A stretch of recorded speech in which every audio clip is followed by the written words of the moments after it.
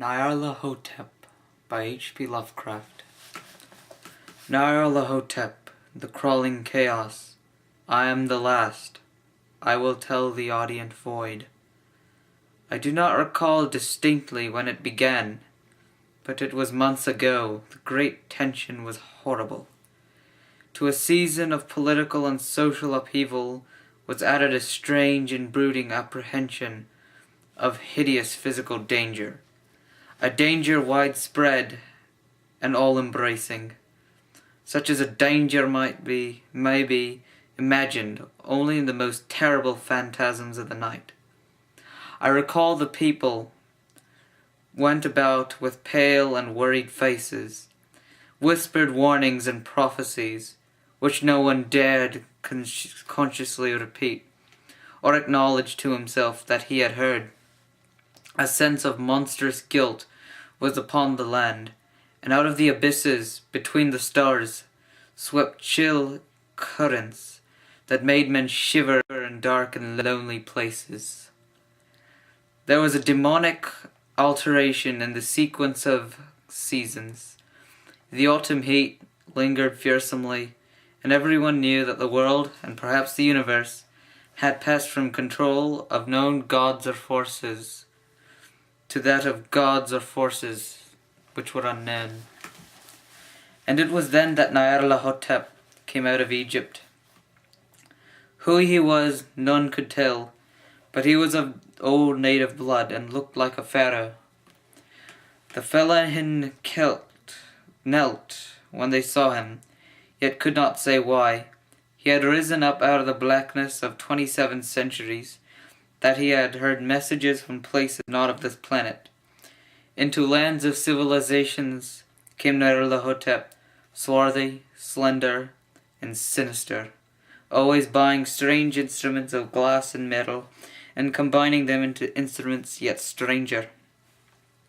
He spoke much about the sciences of electricity and psychology, gave exhibitions of power which sent his spectators away speechless, yet which swelled his fame to exceeding magnitude. Men advised one another to see Nyarlathotep, and shuddered.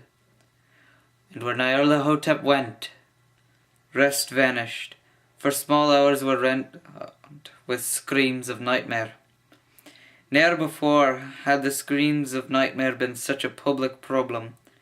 Now the wise men almost wished they could forbid sleep in the small hours, that the shrieks of cities much less horribly disturbed the pale, pitying moon, as it glimmered on green waters, gliding under bridges, old steeples crumbling against a sickly sky. I remember when Nyarlathotep came to my city, the terrible city of unnumbered crimes. My friend told me of him, and the impelling fascination and allurement of his revelations, and I burned with eagerness to explore his uttermost mysteries. My friend said they were horrible and impressive, beyond my fevered imaginings. That what was thrown on the screen in the darkened room prophesied things none but Nyarlathotep dared prophesy, and that in the sputter of his sparks there was taken from men which had never been taken yet before, which shewed only in the eyes. And I heard and hinted abroad that those who knew Nyarlathotep on sight, which others saw not. It was a hot autumn that I went through the night with restless crowds to see Nyarlathotep. Through the stifling night and up endless stairs into the choking room, and shadowed on a screen I saw hooded forms amidst ruins and yellow faces from behind fallen monuments. And I saw the world battling against blackness, against the waves of destruction from ultimate space, whirling, churning, struggling around the dimming, cooling sun. Then the sparks played amazingly around the heads of the spectators. The hair stood up on end, while shadow, more grotesque than I can tell, came out, squatted on the heads. and when I, who was colder and more scientific than the rest, mumbled a trembling protest about imposture and static electricity, Nyarlahotep drave us all out, and when the dizzying stairs into the damp, hot, deserted midnight streets, I screamed aloud that I was not afraid, that I never could be afraid, and others screamed with me for solace. We were aware to one another that the city was exactly the same and still alive. When the electric lights began to fade, we cursed company over and over again, and laughed at the queer faces we made. I believe we felt something coming down from the greenish moon, for when we began to depend on its light, we drifted into curious involuntary formations, and seemed to know our destinations, though we dared not think of them. Once we looked in the pavement around the blocks loose and displaced by grass, which scarce a line of rusted metal to show where the tramways had run, and again we saw a tramcar, lone, windowless, dilapidated, and almost on its side. When we gazed in the horizon, we could not find the third tower by the river, and noticed the silhouette of the second tower was ragged up on the top. Then we split up into narrow columns, each of which seemed drawn in different directions. One disappeared in a narrow alley to the left, leaving only an echo of a shocking moan. Another filed into a weed-choked subway entrance, howling with a laughter that was mad. My own column was sucked toward the open country, and presently felt a chill, which was not of the hot summer autumn.